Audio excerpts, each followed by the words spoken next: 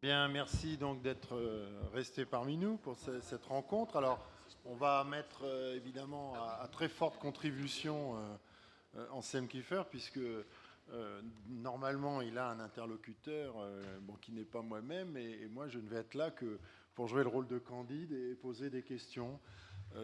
Donc, ils sont inspirés par les précédentes leçons donc, auxquelles on a assisté.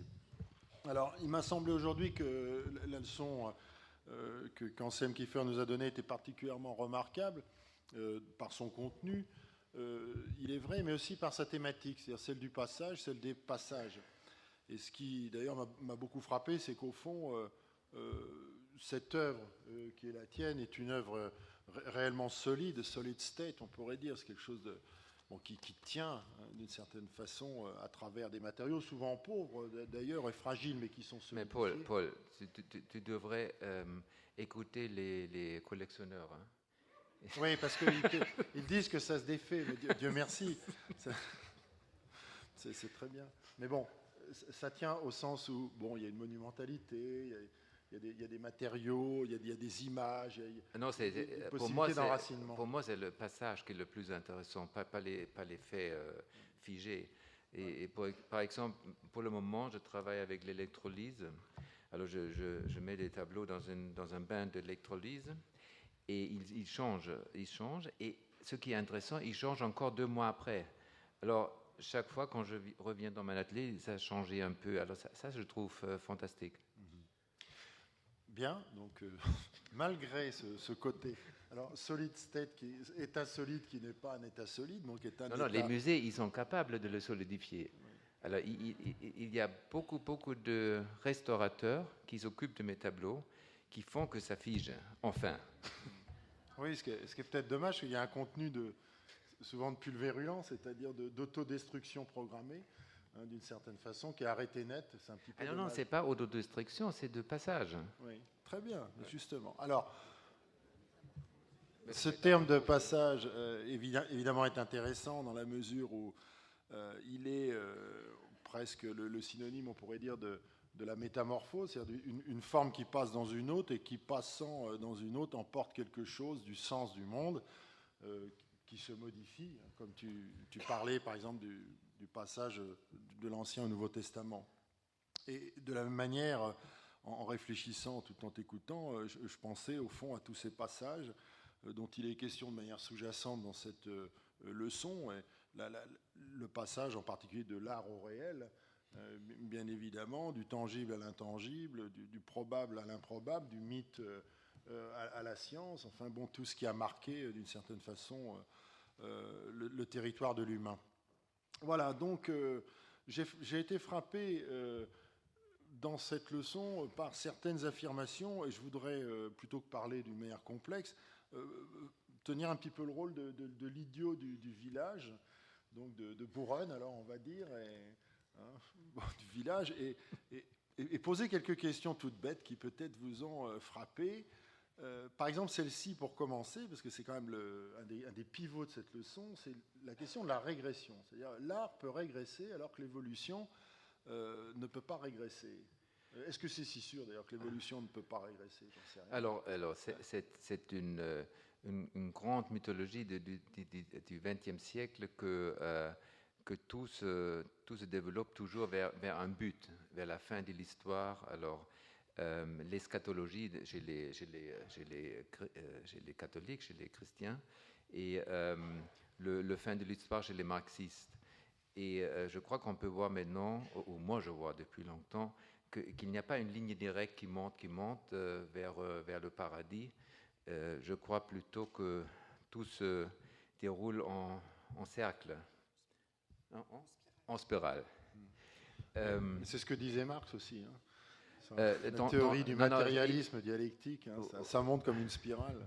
oui, mais c'est mon interprète qui a dit spirale. Moi je dis cercle. Bon, Elle voulait le faire mieux. Non, moi, je crois en cercle. Peut-être un cercle plus grand que l'autre, mais ce sont des cercles. Spirale, ça monte, hein. donc Euh, l'éternel retour nietzschéen. euh, Si on veut, oui, oui, mais c'est pas seulement Nietzsche qui a éprouvé comme ça. Mais quelle était ta question? Je l'ai oublié, mais heureusement, comme je suis l'idiot du village, j'ai Non, noté. tu as dit quelque chose Non, de c'est la question régression, non? de bon, l'évolution, d'accord. L'évolution évolue par principe, hein, mais l'art régresse-t-il? Et tu nous dis oui, l'art peut régresser là où l'évolution ne le peut pas. Et d'ailleurs, ce serait l'expression d'une des supériorités peut-être dans la nature de la pratique artistique. Non, C'est-à-dire je pensais quand j'ai fait cette conférence, je découvris que c'est tellement bien que l'évolution ne fait pas marche arrière. Ça, ça, ça, ça, ça se développe. D'abord, il y a les êtres d'une cellule, puis plusieurs cellules, puis il y a les mammifères, etc. Mais l'art peut se benutzen, en profiter. Benutzen. L'art peut utiliser des stades de l'art il y a 10 centenaires avant. Et elle peut monter sur l'échelle de l'évolution, elle peut monter et descendre. Et ça, je trouve très bien. C'est la liberté de l'art, c'est der Vorzug. C'est l'avantage de l'art. Alors, l'art n'est pas responsable d'une ligne qui va dans le haut, mais l'art est libre. Elle peut faire ce qu'elle veut. donc la conception même d'une histoire de l'art est quelque chose d'assez vain, indépendamment on pourrait dire, d'une construction académique. L'art n'est pas, d'une certaine manière, fusible dans l'histoire. On ne peut pas le fondre dans l'histoire. Ouais, mais plus que académique. Académique, ça c'est clair, ça c'est déjà clair. Mais aussi est libre de l'évolution. Ça, je trouve très inspirant pour un artiste. Alors, si on parle de régression, la possibilité d'une régression, comment est-ce qu'un artiste peut régresser, au fond, et pourquoi? Bon. Bon. Pardon. Non, comment un artiste peut-il régresser et pourquoi? Bon, j'en veux pour preuve. Ah non, il y a une régression aussi pour l'artiste quand il fait quelque chose qui est déjà fait. Oui. Et qu'ici un artiste venait, mettait encore une pissoire dans le musée et disait c'est mon œuvre, alors c'était une régression. Non, pas forcément, parce qu'il y a des artistes dans les années 70 qui ont fait ça. Une artiste américaine s'appelle Sherry Levine, qui a reproduit des œuvres de Marcel Duchamp et qui, comme l'urinoir, la pissotière, et donc Fountain. Oui, mais là, il y a une autre idée derrière. Il y a l'idée bien sûr, mais de l'aura de l'œuvre.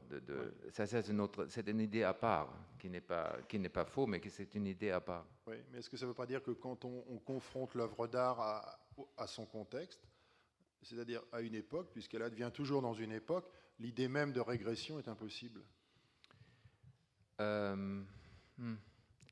Vous avez droit à plusieurs jokers. À plusieurs quoi? Des jokers. Hein. Si la question est embarrassante, vous dites joker, tu dis joker. Ouais. Non, mais c'est... Non, je crois que l'art peut être régressif. Alors, l'art est régressif si elle abandonne ce qui est l'art. Alors, si, par exemple, l'art devient Unterhaltung, divertissement, je dirais c'est régressif. S'il devient la mode, c'est régressif. S'il devient design, c'est régressif.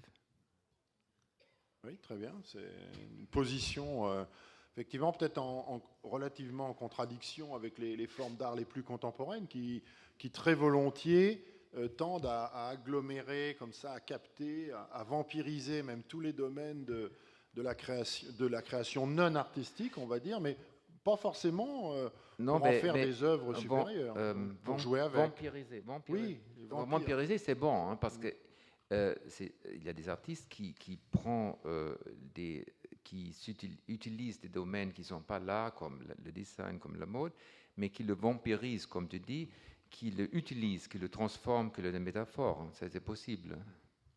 Alors, moi, j'ai été frappé dans cette conférence, comme peut-être certains d'entre vous, par la question de l'idéalisme, au fond, qui est développée dans ton œuvre, mais qui fait à la fois, d'une certaine manière, de toi un artiste qui serait un héritier d'un idéalisme allemand, au fond de la théorie du génie, la génialité qu'on trouve donc dès le XVIIIe siècle, dans le romantisme, et notamment l'idée, on a ça chez Hegel, par exemple, dans l'introduction de l'esthétique, quand Hegel dit qu'au fond, l'artiste est quelqu'un qui est différent de l'homme du commun, dans la mesure où il perçoit les choses deux fois. Il les perçoit comme tout un chacun, et il les représente, il les rend de nouveau présentes. Donc, et ça lui donne, de fait, une sorte de statut particulier.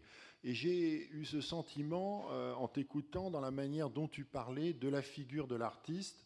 Alors, pas tout à fait pour dire c'est un génie, mais pour signifier que c'est quelqu'un qui aurait une position différente de celle du tout venant. Je notais cette phrase, l'artiste n'est plus un génie, bon, soit, mais celui qui écoute. Alors, est-ce à dire que seul l'artiste peut écouter? Et alors, juste, je me permets, s'il écoute, qu'est-ce qu'il écoute? Et en quoi écouterait-il mieux que quiconque? Oui. Alors, déjà, je n'utilise plus le mot génie parce que chez Goethe, c'était encore nouveau.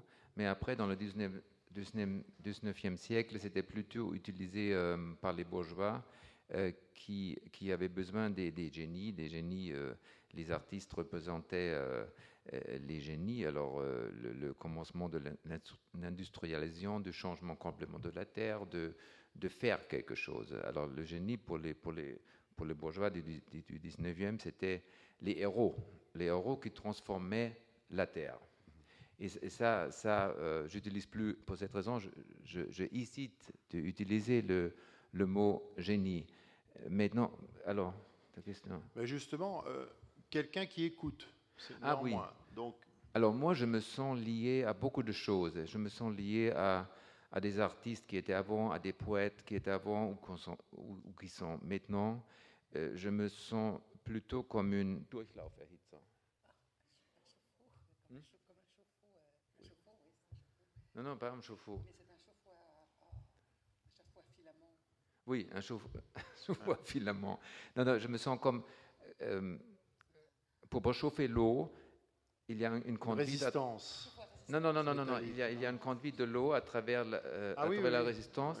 Oui. Un serpentin. Alors, il y a des choses, il y a des idées, il y a des énergies qui me traversent. Alors, ça c'est... Quand j'ai dit « je suis à l'écoute », je me sens plutôt comme un nœud de lignes qui se croisent.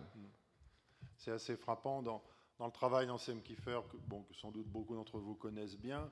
Vous avez remarqué que il y a une manière de procéder qu'on pourrait appeler l'allusion figurative, hein, c'est-à-dire qu'il y a beaucoup d'allusions à bien des choses, allusions qui sont faites à travers des figures qui reviennent, sont souvent des figures récurrentes. Il y a un côté un peu wagnérien chez lui, du leitmotiv, même si, je ne sais pas s'il sera d'accord de ce point de vue-là.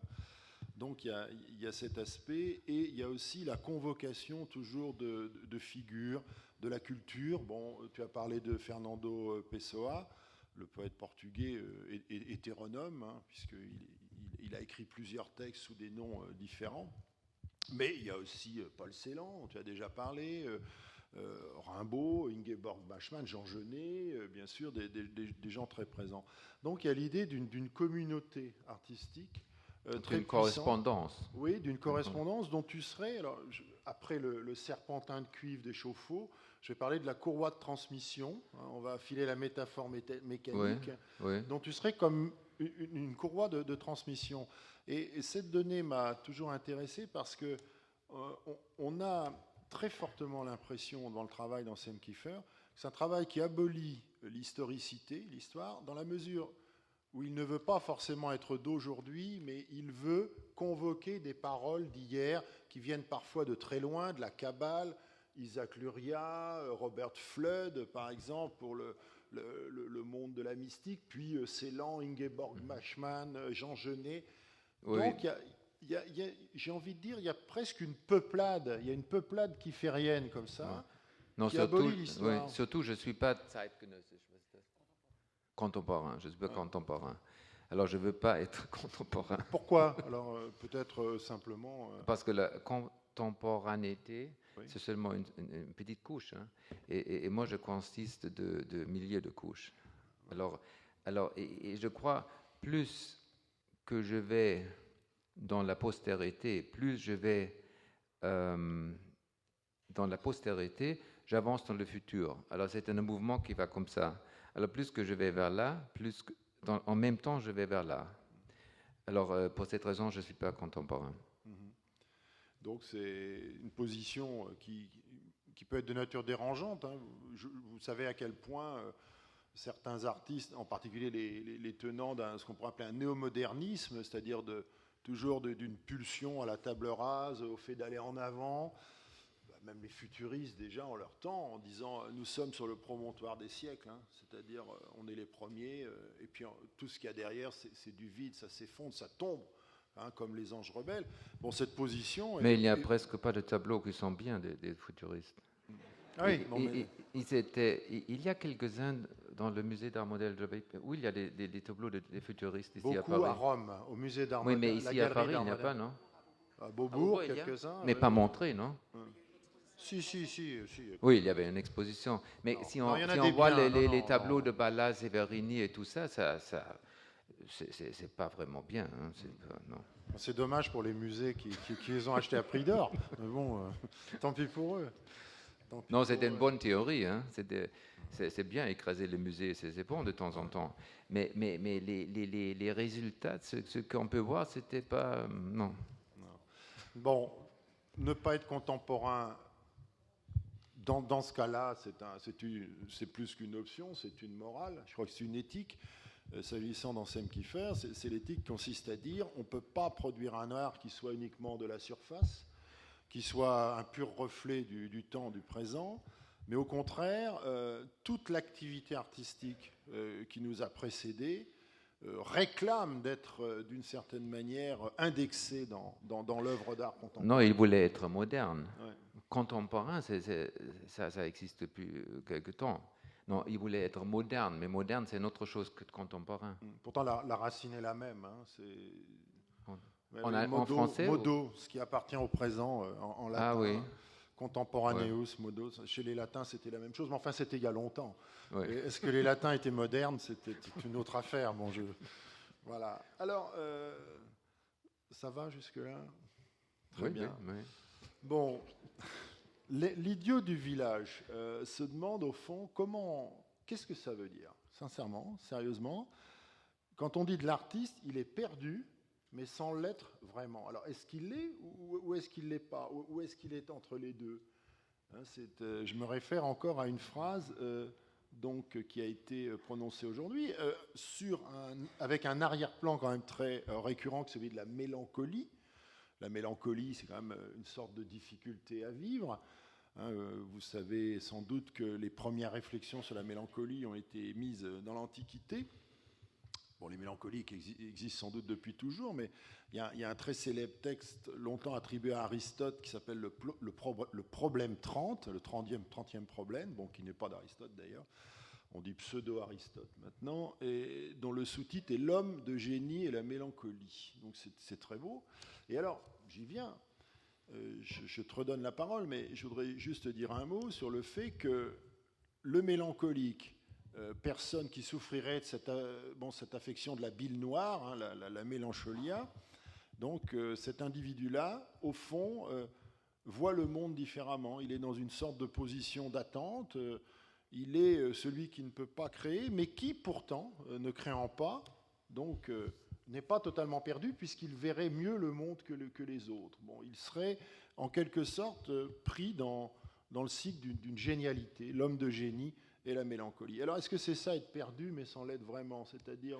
Ah oui, quand je dis perdu, mais pas vraiment perdu, je parle de l'aporie de l'art. Je parle de cette chose qu'on ne peut pas vraiment résoudre. C'est qu'il s'agit d'une matière, d'une idée qu'on ne peut pas vraiment saisir. Alors on dit l'art, on croit que si on va dans un musée, on voit de l'art. Alors c'est naturel, mais ce n'est pas du tout naturel, parce que ce n'est pas tout l'art qui est là. Alors il faut distinguer toujours entre l'art et pas l'art. Alors il y a une césure entre les deux choses. Alors il y a un poème vraiment bien de Ingeborg Bachmann, Böhmen liegt am Meer. Et là, elle parle des gens qui sont perdus, et ils ne sont pas perdus, perdus et pas perdus. Alors von Grund auf weiß ich jetzt, du bist unverloren. Il parle des gens qui sont tombés au fond, alors au fond de la mer, au fond d'un fleuve, et qui semblent perdus, mais elle fait le jeu de mots von Grund auf weiß ich jetzt. Von Grund auf weiß ich jetzt. De la terre. Fondamentalement, je sais. Oui, parce qu'ils sont arrivés au fond, les perdus, mais fondamentalement, au fond, ils savent qu'ils n'ont pas perdu. Vous comprenez, c'est une... Comment dit-on? C'est une métaphore. Alors, ça c'est dans ce poème. Et ça, je recours à ce poème quand j'utilise le mot verloren, perdu. Et alors, tu parles de la mélancolie. Oui, la mélancolie, c'était une fois, dans la Renaissance, je crois, c'était nécessaire pour être productif pour l'artiste, la mélancolie. Alors, moi, je dirais que l'artiste, alors ils sont mieux la tragédie, ils ont mieux la désespération qu'on a, parce qu'on ne sait pas d'où on vient. Mais en même temps, c'est la comédie aussi, c'est la tragicomédie. Alors une tragédie qui vient comme tragédie, c'est pas intéressant, c'est pas bien. Il faut une tragicomédie. Et pourquoi il faut mettre un peu d'humour en tout ça ou un peu de... Oui, humour, c'est pas fort, c'est pas assez fort. Il faut mettre du cynisme même. Ouais. Ouais. Précision. Précision. Oui. J'aime beaucoup les artistes anglais parce qu'ils ont plein de cynisme. Alors, vis-à-vis du monde comme il est, on devient cynique, c'est clair. Et le cynisme, c'est une forme, peut être une forme de l'art aussi, pour cette raison. Parce que l'art, c'est toujours connoté à la vérité. Alors l'art, c'est la vérité, parce que toutes les autres choses, la science n'est pas la vérité, la science change, mais l'art, c'est absolument connoté avec le terme Wahrheit. Vérité, oui. Alors, oui, ça m'amène assez naturellement à Heidegger qu'on a évoqué déjà. Donc oui, Martin... c'est pas seulement Heidegger, c'est aussi la Frankfurter Schule, c'est aussi Adorno qui dit que l'art, c'est la vérité, c'est la recherche de la vérité, et l'art, c'est extrêmement difficile. Alors aussi, aujourd'hui, on croit que l'art, c'est facile. On achète, si on a l'argent, ou on va dans les musées et pour un Ausflug, un Wochenendausflug, pour une excursion, et puis on a l'art. Mais l'art, c'est très difficile. Il faut l'étudier, il faut sich dem hingeben. Il faut s'y adonner. C'est un travail difficile, l'art. Oui, mais le scientifique aussi cherche la vérité. Ah oui, absolument. L'homme de religion aussi cherche la vérité. Ah oui, je n'ai pas dit le contraire. Et finalement, l'individu lambda, l'idiot lui-même cherche la vérité. Mais aujourd'hui, on croit que l'art, c'est le loisir, mais ce n'est pas vrai. Alors si je parlais d'Heidegger, c'est qu'au fond, toi tu parlais de Wahrheit, mais la vérité, c'est que il y a un texte assez connu de lui qui s'appelle De l'essence de la vérité, l'essence de la vérité, Des Wesen der Wahrheit, si mes souvenirs sont bons, de 1931, je crois. Et ça m'intéresse parce que tu dis, Adorno dit, l'école de Francfort, l'artiste cherche la vérité. Heidegger dit aussi, il ne dit pas l'artiste cherche la vérité, il dit au fond l'artiste trouve la vérité. Et pourquoi? Parce que l'œuvre d'art, dans ce livre, cette étude, l'essence de la vérité, est toujours la réalisation d'une osmose, finalement, entre le monde et sa configuration esthétique. Et il emploie un mot grec qui s'appelle l'oimosis, pour parler de ça. Alors ça me frappe parce que d'un côté, l'art et la vérité, l'œuvre d'art et la vérité, je veux bien, mais d'un autre côté, un artiste qui, au fond, est présenté comme perdu, alors c'est-à-dire que la vérité, c'est quelque chose qui vous perd, Et de l'autre côté, l'évocation de Fernando Pessoa, qui est très précisément l'artiste qui a dû changer plusieurs fois d'identité, s'inventer des identités, pour peut-être cerner d'un petit peu plus près la vérité de l'art. Donc se diviser lui-même, ce qui est un aveu d'impuissance. Non, je crois qu'il a changé d'identité Pessoa parce que il a un style très précis. Il se présente très modeste, rien, il est seulement un Buchhalter. Un comptable qui fait chaque jour son travail, etc. C'était son profil aussi. Il faisait ce profil modeste. Et alors c'est clair qu'il changeait le nom parce qu'il se croyait complètement pas important, unwichtig, sans importance. Alors c'est ça ce que je voulais dire. Il était aussi un Durchlauferhitzer. Oui, que les choses le traversent. Alors, dans son livre, il se anéantit presque lui-même. Il n'est plus pressant. Il parle d'un tram qui a plus de d'âme que lui. Il n'a plus d'âme, et le tram a l'âme. Alors, pour cette raison, il a changé le nom, c'est logique. Mais au fond, c'est ce qu'a fait Kafka, que tu évoques aussi. Il ne se considérait pas non plus comme un individu supérieur. Il avait demandé, alors je ne pense pas que ce soit une légende, à son ami Max Brod de détruire toute son œuvre. Oui, il voulait qu'on détruise tout. Oui. Est-ce que tu accepterais qu'on détruise tout avant que ça ne soit rendu obligatoire dans les musées non, je que suis toutes pas les œuvres pas soient à la hauteur absolument restaurées? Je ne suis pas à la hauteur de Kafka. Bien. Alors, j'ai senti des critiques puissantes. Il y a quelque temps, on a entériné la mort d'un grand homme de science et de culture qui est Claude Lévi-Strauss, et qui a, évidemment, en tant que philosophe, décidé à un moment donné d'oublier un petit peu les abstractions, d'aller sur le terrain, de faire, comme il l'a dit lui-même, de l'ethnographie, qui est devenue de l'ethnologie, c'est-à-dire un savoir sur les peuples comme ça, primitifs, puis une anthropologie, un savoir sur l'homme, et puis de nouveau une philosophie, c'est-à-dire un savoir sur la raison, en quelque sorte, de la vie humaine, une ontologie, en quelque sorte. Alors, ce qui m'a frappé, c'est que tu as une position en tant qu'artiste totalement à l'opposé de celle d'un Lévi-Strauss, qui lui a travaillé sur les mythes énormément, pour nous dire il n'y a pas de distinction aussi tranchée qu'on a pu le dire entre les mythes et la raison, le mythos et le logos. En fait, les mythes sont des récits rationnels qui rationalisent des liens très structurés dans les sociétés entre les personnes, des liens de pouvoir, des liens de dette, etc., de réciprocité. Or, toi, tu dis très nettement que finalement, les mythes ne sont pas seulement des modes d'emploi, ce n'est pas assez que d'en faire des modes d'emploi. Et par là même, tu sembles remettre en avant ce qu'on pourrait appeler, ce que même Lévi-Strauss avait appelé la pensée magique.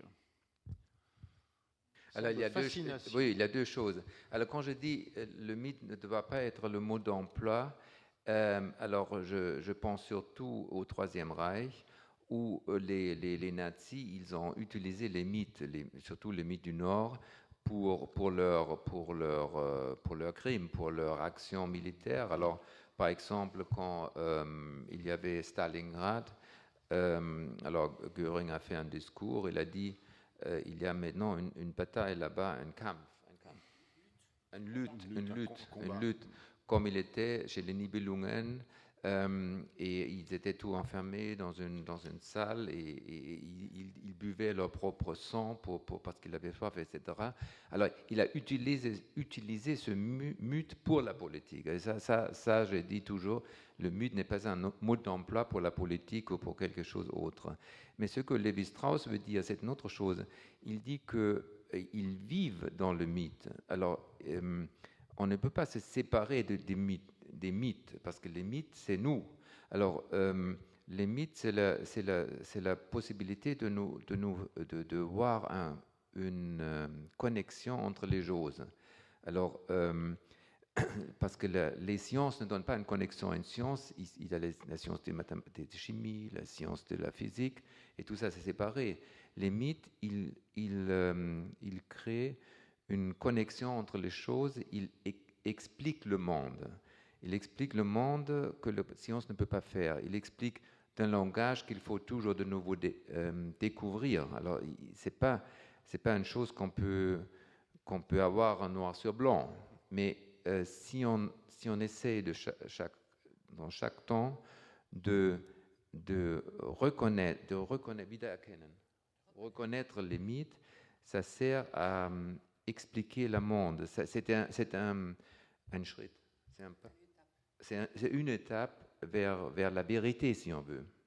Oui, c'est pas la vérité, mais c'est une étape vers la vérité. Oui, mais le mythe est partout. Bon, la modernité est un mythe aussi, finalement. Ah oui, mais le capitalisme, l'industrie utilise le mythe pour vendre les choses. Alors, par exemple, le mythe Jungbrunn. La fontaine de Jouvence. Alors, ils sont tous, les femmes qui utilisent le shampoo, ils sont jeunes, ils ne deviennent jamais vieilles, etc. Alors, ils utilisent toujours les mythes d'une façon subconsciente. Alors, c'est clair, quand vous allez dans une grande une grande surface, c'est plein de mythes subconscients pour vous faire acheter des choses. Oui, ce sont des politiques d'image, mais bon, on pourrait dire que c'est la vulgarisation du mythe. C'est l'utilisation. Oui, bien sûr. Oui, d'une façon sous la chair, hein, c'est dangereux. Hein, Mais quand on voit tout travail que propose Anselm Kiefer, d'une certaine manière, est irréductible à une seule analyse. C'est-à-dire qu'on est là devant une sorte de figure, je dis figure, ce sont des travaux figuratifs d'ailleurs, que donc l'historien de l'art Daniel Arras, qui a consacré en 1999-2000 donc un cours à l'école des hautes études en sciences sociales à Anselm Kiefer, et qui en a fait un livre aux éditions du Regard, donc qui s'appelle Anselm Kiefer, ce que Daniel Arras appelait un labyrinthe. C'est-à-dire que la figure labyrinthique est une figure essentielle dans l'œuvre d'Anselm Kiefer. Et le recours au mythe est très intéressant de ce point de vue-là, pour nourrir, on pourrait dire, cet esprit du labyrinthe, et aussi pour construire le labyrinthe, puisque dans un même tableau vont se superposer plusieurs récits mythiques, Babel, l'Ancien Testament, le mythe du Troisième Reich, etc. Donc, les mythes, ça sert aussi à faire des tableaux, ça sert à faire de l'art. Le Troisième Reich n'est pas encore un mythe. C'est une réalité encore. Disons que, ouais, avant même qu'il implose, je crois me rappeler qu'un certain Rosenberg avait écrit un livre qui s'appelait « Le mythe du XXe siècle ». C'est affreux. Donc certains y croyaient. Certains y croyaient en tout cas. Hein. Non, les gens du Troisième Reich, ils voulaient créer un mythe, mais ils n'ont pas réussi. Alors il y a des choses scuriles. Absurde, c'est trop bien. Un autre mot. Idiote. Idiote. Alors ils croyaient que les Ariens venaient de l'Atlantide, et ils voulaient prouver ça avec des trucs qu'ils cherchaient dans la terre. Alors c'était complètement idiote. Alors, je reprends avec la pensée de Daniel Arras, j'ai plaisir à citer ici, à faire revenir parmi nous. D'abord, c'était un ami, et puis c'est un grand penseur de l'art trop tôt disparu. Une autre donnée intéressante, quand Daniel Arras analysait ton travail, il parlait d'un phénomène de condensation. Condensation, c'est-à-dire des choses qui viennent comme ça, presque se cristalliser entre elles, alors qu'a priori, elles n'étaient pas attendues. Et il prend l'exemple comparatif, je trouvais ça tout à fait étonnant, du rêve tel que Freud l'analyse dans l'interprétation des rêves, en parlant de la condensation. C'est-à-dire que le rêve fonctionne comme une sorte d'opérateur, en principe gardien du sommeil, qui est fait de tout, de toutes choses qui viennent comme ça, se condenser, quoique finalement elles évoquent des souvenirs différents, des réalités qui peuvent être totalement antagonistes, des moments de la vie qui peuvent faire coexister le plus récent et le plus ancien. Et j'ai toujours été, bon, évidemment, très intéressé par les analyses de Daniel Arras, mais également par cette idée de la condensation, qui est quelque chose quand même d'assez stupéfiant, parce que quand quelqu'un veut parler, au fond, dans une époque, très souvent, il va chercher ce qui qualifie l'époque. Bon, hein, c'est le roman d'époque, c'est la littérature d'époque, la philosophie de l'époque, avec nos philosophes de médias, de télévision, vous connaissez tous, la peinture d'époque, l'art d'époque. Et exactement le contraire est ce que toi tu proposes, c'est-à-dire quelque chose qui vient condenser des univers très différents. Mais est-ce que c'est pas une fuite? Est-ce que c'est pas une manière de fuir l'époque, au fond? Alors, la condensation, je connote d'abord plutôt... Disait Daniel Arras. Hein, non, moi je parle de ma condensation. Alors, la condensation, je connote avec l'alchimie, parce que l'alchimie, c'est une chose qui dissolue les choses. La condensation, alors c'est quand on condense quelque chose, on met quelque chose en vapeur, non? La condensation, c'est pas la vapeur. Si, quand l'eau... Si vous mettez, non, l'eau devient vapeur. Si tu montes trop fort le chauffe-eau, effectivement, ça condense. Mais l'eau se transforme en vapeur, ça condense quelque part. Alors pour moi, c'est cette transition de forme qui pour moi, c'est la condensation. Pour toi, c'est une autre chose, non? Non, c'est-à-dire que bon, ce qui est condensé, c'est ce qui est d'une certaine façon comprimé. Oui. Ah. Ça a deux sens dans ce cas-là. Concentré. Voilà, tout ce qui vient en quelque sorte s'agglomérer, des choses, bon, qui relèvent d'origines très diverses et qui viennent tout d'un coup s'unifier. Voilà, un hétérogène qui devient homogène d'une certaine façon. Oui, alors dans ce cas, je dirais que tu as parlé de la fuite, que je fuis. Non, je ne fuis pas. Je condense les événements du passé avec les événements du présent. Je les condense, je les mets les uns sur les autres, je fais un palimpseste avec eux. Voilà, c'est ça. Alors, je disais ça parce que bon, tu as fait à une époque, dans les années 80, une discussion avec Boyce, Janis Kounellis et puis Enzo Coucki, qui s'appelait Bâtissons, enfin qui a été appelé ensuite, après la mort de Boyce, c'était à ce moment-là, Bâtissons une cathédrale. Mais c'est intéressant, il y a quelqu'un comme Enzo Coucki. Et on ne se souvient plus très bien aujourd'hui qui était cet artiste-là, mais il faut savoir que dans les années 80, il a été un des artistes les plus chers de son époque, avec Sandro Chia et Francisco Clemente. On les appelait les 3 C, les Chia, Coucki, Clemente. Voilà. Mais Coucki peignait des amphores romaines, par exemple. Il peignait des temples, des choses comme ça. Donc, d'une certaine manière... C'était très contemporain, oui. D'accord. Bon. Bien. Les choses sont dites. Alors, oui. Alors tu parles de cet entretien. Rien. C'était une manière quand même de montrer la différence. Non, là, c'est des Boyce qui m'a cassé beaucoup. Alors, Boyce, je le trouve l'artiste le plus important de l'Allemagne du siècle, du XXe siècle. Alors, mais il m'a cassé toujours avec son persévérance d'insister sur l'homme, le centre du monde. Et qui nous dit ça, que l'homme est le centre du monde? On ne sait pas. Il y a d'autres centres. Il y a certainement d'autres centres.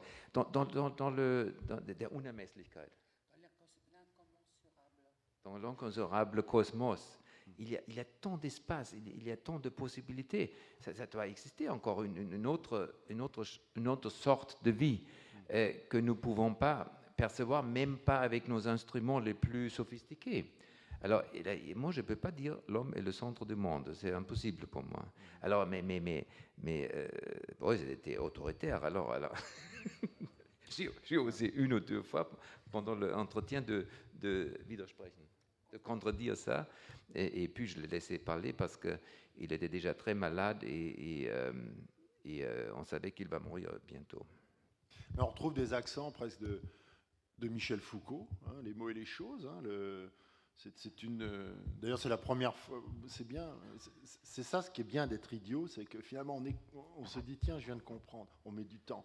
Mais après 20 années de fréquentation de l'œuvre d'Anselm Kiefer, je me dis tiens, ça me fait penser aux mots et aux choses de Foucault, donc publié en 1966, un ouvrage qui s'ouvre justement par une description absolument abyssale des Ménines de Velázquez, où finalement Foucault montre que tout ceci n'est que de la représentation, c'est une sorte de mise en scène de la réalité et du pouvoir donc par lui-même ici, mais où il a aussi cette phrase où justement il annonce, il dit l'homme est mort, l'humanité est morte en tant que, on pourrait dire, représentation glorieuse, sacrale, et finalement, à tous ceux qui disent que c'est l'homme qui existe, qui domine, on ne peut qu'opposer un rire philosophique. C'est on peut composer ? On ne peut que opposer un rire philosophique, en disant, voilà, à tous ceux qui pensent, la formule c'est...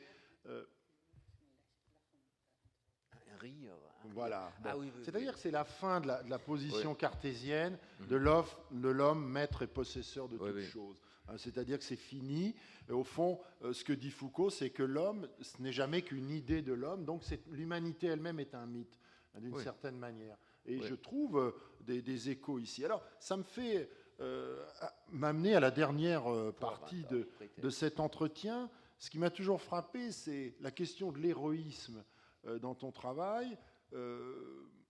Les héros sont toujours présents, mais comme des héros déchus, ou comme des anti-héros, comme quand toi tu joues au héros avec ses occupations, ses signes, tu es un anti-héros, mais pour les matières, c'est un petit peu de la même manière. Quand je vois le plomb, dont tu as parlé aujourd'hui, la paille, le sable, si j'ajoute la rouille, par exemple, bon, des choses comme ça, la salissure, vous verrez à Barjac, à Croissy, ceux qui iront dans les ateliers d'Anselm Kiefer, ou même à Paris, dans la cour du lieu où il habite, des toiles dehors, comme ça, qui sont exposées à tous les vents, à la pluie.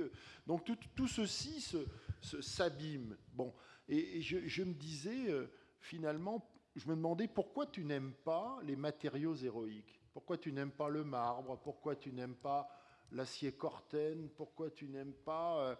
je ne sais pas, finalement. Et puis, j'avais une rêverie idiote, vraiment idiote.